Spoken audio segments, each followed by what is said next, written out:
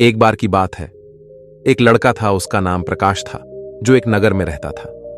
वो अपने जीवन से बहुत ही निराश था। उसकी निराशा का कारण यह भी था कि वो अब तक अपने जीवन में कुछ भी नहीं कर रहा था। उसके माता पिता उसे ताने मारते थे कि तुम्हारे सभी मित्र कुछ न कुछ कर रहे हैं, लेकिन तुम अभी भी घर पर बैठे हो। दोस्तों के बीच भी अक्सर उसका मजाक उड़ाया जाता था। वो कहीं जाता तो लोग उससे पूछते कि तुम क्या कर रहे हो। उसे यह बताने में भी शर्म आ रही थी। वो कुछ नहीं कर रहा था। धीरे धीरे उसने रिश्तेदारों से मिलना जुलना कम कर दिया और लोगों से मिलना भी बंद कर दिया। वो ज्यादातर समय घर पर ही रहता है। वो अकेला रोता है और भगवान को कोसता है और अपनी किस्मत को दोष देता रहता है। अब उसे अपना जीवन बोझ लगने लगा था। कभी कभी वो सोचता था कि कब वो कुछ करने के लायक बनेगा, और फिर वो सोचता कि जिंदा रहने से अच्छा मर जाना है। एक दिन वो अपने नगर की एक गली से गुजर रहा था। तभी उसने देखा कि एक उपदेशक दुख और परेशानियों पर उपदेश दे रहा है। वो भी उसी भीड़ में सबसे पीछे बैठ गया और गुरु के प्रवचन को सुनने लगा। गुरु कह रहे थे कि दुख एक शिक्षक की तरह है जो हमें जीवन की सच्चाई दिखाता है और हमें जीने का सही तरीका सिखाता है। आप चाहें तो जिंदगी को सही तरीके से जीना सीख सकते हैं। गुरुजी उपदेश दे रहे थे कि तुम चाहो तो कुछ भी हासिल कर सकते हो, और अगर चाहो तो एक कोने में बैठकर रो सकते हो। इन सभी बातों को प्रकाश ध्यान से सुन रहा था, लेकिन शिक्षक की यह बातें उसे पसंद नहीं आई। उसने खड़े होकर कहा कि कुछ भी सिखाने से दुख दूर नहीं होता। इसमें केवल दर्द होता है। दुख की पीड़ा अनंत है। ऐसा लगता है कि इसके बाद कुछ होने वाला नहीं है। इससे कुछ भी फर्क नहीं पड़ता है। इसके सामने तो मौत भी छोटी लगती है। गुरु ने कहा, फिर तुम्हारा दुख क्या है? प्रकाश ने उसके सामने अपनी सारी बातें सुनाई और पूछा, मेरे दुख का कोई उपाय है आपके पास? यह सुनकर गुरु मुस्कुराए और बोले, तुम उस दिन मेरे पास आना जब तुम्हारे जीवन में वास्तविक दर्द हो। मैं तुम्हारी समस्या का समाधान अवश्य करूंगा। यह कहकर गुरु वहां से चले गए। प्रकाश ने सोचा कि कहीं मेरा दुख नकली तो नहीं है? क्या मैं जिस दर्द से गुजर रहा हूं वो नकली है? मेरा दुख कोई नहीं समझ सकता। जब मेरे माँ बाप नहीं समझते तो गुरु क्या समझेंगे? उसने दुखों से परेशान होकर एक फैसला लिया कि अब वो कुछ तो करेगा। प्रकाश ने एक छोटा सा बिजनेस शुरू किया, पर उसे सफलता नहीं मिल रही थी। लेकिन वो अपने बिजनेस में लगा रहा और धीरे धीरे उन्हें सफलता मिलनी शुरू हो गई। फिर उसने गति पकड़ी और केवल 3 साल के अंदर ही वो एक बड़ा बिजनेसमैन बन गया। अब प्रकाश के आसपास ऐसे कई लोग थे जो उसकी परवाह करते थे, जो उससे प्यार करते थे। अब उसके परिवार के सदस्य भी उसकी तारीफ करते करते नहीं थक रहे थे। दिन ब दिन उसके मित्रों की संख्या बढ़ती जा रही थी। अब वो अपनी जिंदगी से बहुत खुश था। उनके कुछ दोस्तों ने उन्हें सलाह दी कि जब आप एक बड़ा बिजनेसमैन बनकर बहुत खुश हैं, तो सोचिए आपको कितनी खुशी होगी अगर आप इस शहर और इस राज्य के सबसे बड़े बिजनेसमैन बन जाते हैं। कितने लोग आपसे जुड़ना चाहेंगे, आपकी कितनी बड़ी तारीफें होंगी, और खुद राजा भी आपसे दोस्ती करना चाहेंगे और जरूरत पड़ने पर आपसे पैसे भी उधार लेंगे। दोस्तों की ये बात प्रकाश के मन में बैठ गई। अब वो और पैसे कमाने की कोशिश करने लगा, लेकिन उसे ये सब बहुत ही जल्दी चाहिए था। वो समय बर्बाद नहीं करना चाहता था। वो अपना खाली समय भी इन सारी चीजों को प्राप्त करने में लगाने लगा। इसलिए वो ऐसे काम करने लगा जो सही नहीं थे। उसने बड़े बड़े उधार लेने शुरू कर दिए। वो ज्यादा पैसे कमाने की लालच में अपने माल में मिलावट करने लगा। उसने अन्य व्यापारियों के खिलाफ भी साजिश रची और उन्हें डराया धमकाया। जैसा उसके दोस्त कहते थे वो वैसा ही करता था। वो इन तरीकों से ज्यादा पैसा कमा रहा था, पर अब उसके जीवन में पहले जैसा चैन नहीं था। उसके मन की शांति धीरे धीरे गायब होने लगी थी और वो रात को ठीक से सो नहीं पाता था। वो हमेशा हंगामे में रहता था। वो सब कुछ पाकर भी उसे किसी चीज में सुख नहीं मिल रहा था। एक दिन प्रकाश अपनी गाड़ी में कहीं जा रहा था। तभी रास्ते में उन्हें वो गुरु का आश्रम दिखाई दिया। वो रुका और गुरु के पास जाकर बोला, संत, आपने मुझे अपने पास आने के लिए कहा था जब मेरे जीवन में सच्चा दुख आता है। अब मैं बहुत दुखी हूं कि मेरी नींद हराम हो गई है। मुझे कहीं भी शांति नहीं मिल रही है। इस प्रकार प्रकाश ने अपनी सारी समस्याएं गुरु को बता दी। तो गुरु ने कहा, जब तुम पहली बार मुझसे मिलने आए थे तब भी तुम किसी दुख में थे। तुमने उस दर्द से क्या सीखा? प्रकाश ने कहा कि सिर्फ सोचने और चिंता करने से कुछ नहीं होता, हमें उस पर अमल करना पड़ता है, और सिर्फ काम करने से कुछ नहीं होता, परिणाम भी मिलना चाहिए। जब आपको लगता है कि आपका लक्ष्य हासिल नहीं होने वाला, तब बीच में चाहे कितनी भी मुश्किलें आ जाएं, मन कितना भी निराश क्यों ना हो, कितना भी लगता हो कि अब कुछ नहीं होने वाला है, तब भी विश्वास करें, मैं जो भी कर रहा हूं उसमें अवश्य सफल होऊंगा। लोग केवल सफल लोगों का सम्मान करते हैं। कोई कितना भी अच्छा क्यों ना हो, वो हमेशा लोगों की नजरों में बोझ बना रहता है। ये सब सुनकर गुरु मुस्कुराए और बोले, जो तुम बता रहे हो वो तुम्हारा वास्तविक दुख नहीं है। जब अपने जीवन में वास्तविक दुख आए तब मेरे पास आना, मैं उसे ठीक कर दूंगा। प्रकाश ने जाते समय गुरु को सोने के सिक्कों से भरा घड़ा भेंट किया। घड़े को देखकर गुरु ने कहा कि यह मेरे किसी काम का नहीं है, उस पेड़ के नीचे खोद कर गाड़ दो। प्रकाश ने घड़े को पेड़ के नीचे दबा दिया, जैसा कि गुरु ने बताया, और वहां से चला गया। अब कुछ दिनों से कारोबार ठीक चल रहा था, लेकिन व्यापार के गलत तरीके के कारण धीरे धीरे उसे व्यापार में घाटा होने लगा। उसकी सारी दौलत धीरे धीरे खत्म होने लगी, और एक दिन ऐसा भी आया जब उसके पास कुछ भी नहीं बचा और उस पर कर्ज का बोझ चढ़ गया। परंतु वो निश्चिंत था, क्योंकि उसने अपना सारा कर्ज अपने दोस्तों से लिया था।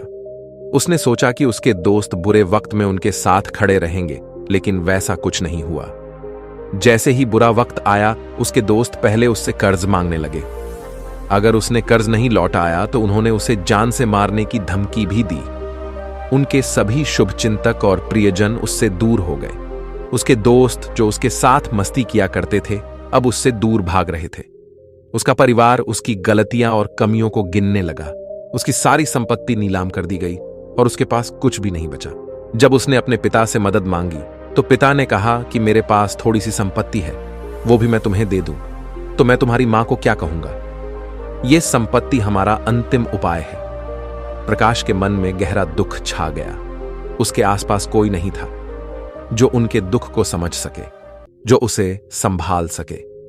जनता के इस विश्वासघात के कारण वो अंदर से टूट चुका था। वो सोचने लगा कि अब जीने का क्या मतलब है, अब मौत ही मेरा सहारा है। वो आत्महत्या करने के लिए पहाड़ी पर जा रहा था।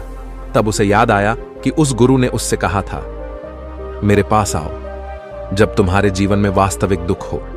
प्रकाश गुरु के पास गया और अपनी सारी व्यथा सुनाई और आंखों में आंसू लिए। उसने कहा, हे गुरु जी, मेरे दुख का निवारण कीजिए।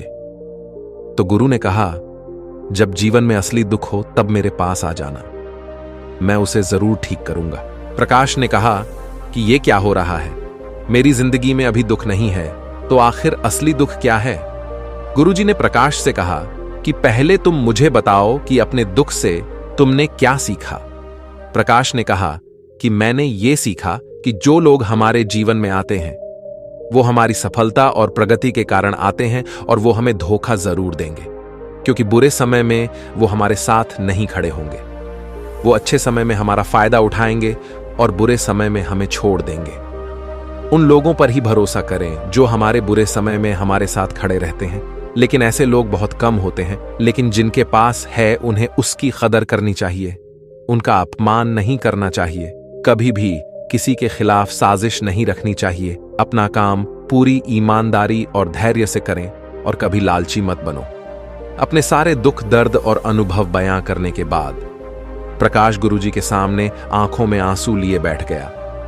कुछ देर बाद गुरु उठे और उस पेड़ के नीचे खोदा और घड़ा निकाल लिया जो सोने के सिक्कों से भरा हुआ था। उसने प्रकाश को देकर कहा, मेरे पास आना जब तुम्हारे जीवन में वास्तविक दुख हो। प्रकाश ने अपने गुरु को धन्यवाद दिया और उसे प्रणाम करके चला गया। उस पैसों से उसने एक छोटा सा व्यवसाय शुरू किया। अब वो छोटा व्यापारी बनकर भी खुश था। उसने पूरी लगन और ईमानदारी से कारोबार किया। जल्द ही वो अपने शहर का एक बड़ा व्यापारी बन गया। उसका जीवन सुख सुविधाओं से भरा हुआ था। लेकिन कोई कितना भी अच्छा क्यों ना हो, लेकिन जीवन में दुख आता ही है, तो प्रकाश के जीवन में भी दुख आते थे। अपने माता पिता की मृत्यु के रूप में वो दोनों एक ही दिन एक साथ मर गए। प्रकाश अपने माता पिता से बहुत प्यार करता था, इसलिए उनके मृत्यु से उन्हें गहरा सदमा लगा। वो शवों को लेकर गया और दोनों का श्मशान घाट में अंतिम संस्कार किया। वहां उसने अपने माता पिता का शव जलता हुआ देखा तो उसका मन बेचैन हो उठा और उसके मन में कई सवाल उठने लगे। वो घर वापस आ गया और उसने अपने माता पिता के घर और संपत्ति को देखा जिसके लिए उनके पिता हमेशा लड़ते रहते थे। आज वो सब कुछ वैसा ही छूटा पड़ा है। जिन्होंने इसकी देखभाल की, इसके लिए लड़े, वो आज इस दुनिया से चले गए। उसके पिता ने जो कुछ कमाया वो सब कुछ यहीं रह गया। एक दिन पहले तक उसके पिता मारपीट करते थे किसी के साथ उसकी संपत्ति के लिए। आज वो खुद इस दुनिया से चले गए। प्रकाश का मन ऐसे अनेक विचारों के बवंडर में था। वो अंदर से अकेला और डरा हुआ महसूस कर रहा था। वो खाली महसूस कर रहा था। उसे लगा कि कुछ है जो वो समझ नहीं पा रहा। इसलिए वो गुरु के पास चला गया। उसे देखकर गुरुजी ने कहा, क्या जीवन में कोई दुख है? प्रकाश ने कहा, वैसे तो जीवन में कोई दुख नहीं है, सब कुछ अच्छा चल रहा है, लेकिन आज मेरे माता पिता का देहांत हो गया। मैं इस घटना से बेहद दुखी और परेशान हूं। गुरुजी ने कहा, इसमें दुखी होने की क्या बात है? एक दिन सबके अपनों को मरना है। कोई न कभी जिया है और न कभी जिएगा। एक दिन तुझे भी मरना है। शायद तुम कल ही मर जाओगे या तुम आज भी मर सकते हो। प्रकाश ने कहा, क्या कह रहे हो गुरुजी? मैं भी मर जाऊंगा, लेकिन मैं तो अभी जवान हूं। गुरु ने कहा कि सब जी रहे हैं इस भ्रम में कि मृत्यु केवल दूसरों को आती है, बड़ों के पास ही आती है। लेकिन जवान और बूढ़े मर जाते हैं, बच्चे मर जाते हैं। मौत का उम्र से कोई लेना देना नहीं है। ये सभी को प्रभावित करता है। गुरुजी की ये बातें प्रकाश के मन में घर कर गईं और वो चुपचाप चला गया। लेकिन उसका मन अभी भी बेचैन था। वो खाली महसूस कर रहा था।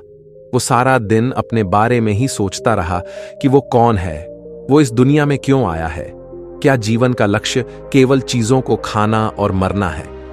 ऐसे कई सवाल उसके दिमाग में लगातार उठ रहे थे, लेकिन उन्हें अपने किसी भी सवाल का जवाब नहीं मिल रहा था और उसका दुख दिन ब दिन बढ़ता ही जा रहा था। इसलिए कुछ दिन बाद वो फिर से गुरुजी के पास पहुंचा और बोला, हे स्वामी, मैं बहुत दुखी हूं क्योंकि मैं ये नहीं जान पा रहा हूं कि मैं कौन हूं और मैं इस दुनिया में क्यों आया हूं। यह सुनकर गुरुजी मुस्कुराए और बोले, आज तुम्हारे जीवन में पहली बार सच्चा दुख उत्पन्न हो गया है। यह वास्तव में दुख कहलाने के लायक है। हम नहीं जानते कि हम कौन हैं, हम क्यों आए हैं, क्या करें, कैसे करना है। प्रकाश ने अपने गुरु से कहा कि मेरी दुर्दशा दूर करो। गुरु ने कहा कि हम सभी इंसान हैं, जीवन भर संग्रह करते रहते हैं। प्रकाश ने कहा कि सभी इंसान जीवन भर धन, सम्मान, परिवार, प्रतिष्ठा, मित्र, शत्रु आदि जमा करता है। गुरु ने पूछा, क्या हम एकत्रित की गई चीजों में से कुछ भी अपने साथ ले जा सकते हैं? प्रकाश ने कहा, कोई भी इंसान अपने साथ कुछ भी नहीं ले जा सकता, वो सिर्फ अकेला ही जाता है। मेरे माता पिता भी अपने साथ कुछ भी नहीं लेकर गए, सब कुछ धन संपत्ति वैभव सब कुछ यहां पर छोड़कर गए। गुरु ने कहा, अब मेरी बात ध्यान से सुनो। इस संसार में हमें जो संग्रह करना चाहिए वो हम नहीं करते। चीजें हमारे सामने होती हैं, लेकिन हम उन्हें देखने की कोशिश नहीं करते। हमें इस दुनिया में जो कुछ भी इकट्ठा करना है वो हम खुद हैं। हमें खुद को जुटाना होगा ताकि जब हम मरें तो हम एकजुट हो सकें और खुद को पहचानने में सक्षम होने के लिए हम अंदर बंटे हुए हों। हम प्यार, नफरत, गुस्सा, ईर्ष्या में बटे हुए हैं। क्रूरता, धन, स्थिति, प्रतिष्ठा, सम्मान, पहचान, धर्म, जाति, सैकड़ों हजारों ऐसी चीजों और इच्छाओं में हम विभाजित हैं और टुकड़ों में जीवन जी रहे हैं। इस विभाजन के कारण हमारी चेतना कभी एक नहीं हो सकती। हमारी चेतना शक्ति बिखरी हुई है। इसलिए हमारे पास इतना समय नहीं है, इतनी ऊर्जा नहीं कि हम मुड़ सकते हैं और अपने अंदर देख सकते हैं। वास्तव में धन, सम्मान और सुविधाओं का अभाव, लोग इसे दुख समझते हैं और जीवन भर के लिए वो दुख कहकर रोते रहते हैं और समाधान खोजने का प्रयास करते रहते हैं। उन्हें अपना समाधान कभी नहीं मिलेगा, क्योंकि जिसे लोग दुख कहते हैं वो वास्तविक दुख नहीं है। ये सिर्फ एक आदमी की इच्छा है और उसकी इच्छा कभी पूरी नहीं होती। इसीलिए व्यक्ति को कभी उनके प्रश्नों का समाधान नहीं मिलता। इसलिए इन सब से ऊपर, यदि आप अपने दुखों का अंतिम समाधान चाहते हैं तो सबसे पहले खुद को समेटो। इस दुनिया से अपनी ऊर्जा वापस ले लो और इकट्ठा करो।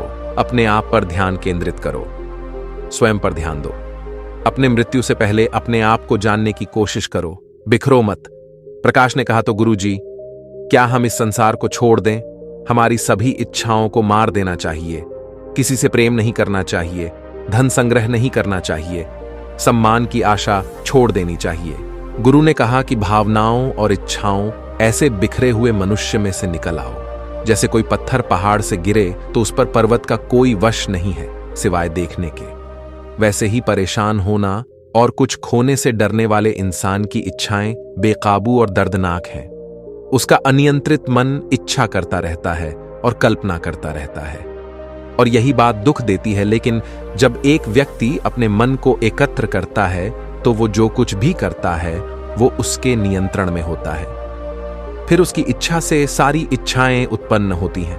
प्रकाश ने कहा कि आपने मेरे असली दुख का समाधान कर दिया।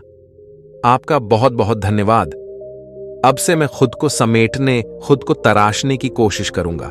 गुरुजी ने कहा कि मानव शरीर में बहुत ऊर्जा और शक्ति है, लेकिन ये फालतू के कामों में बटा हुआ है, बेकार की बातों में लगा हुआ है।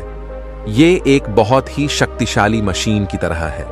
एक बच्चे के हाथ में रखा है और वो बिना सोचे समझे अपनी शक्ति बर्बाद कर रहा है और बिना किसी नियंत्रण के कर रहा है। इसीलिए इस शक्ति पर ध्यान दें, अपनी चेतना, और इसे इकट्ठा करें। प्रकाश को अपने प्रश्नों का उत्तर मिल गया। उसने अपने गुरु का शुक्रिया अदा किया और चुपचाप चला गया।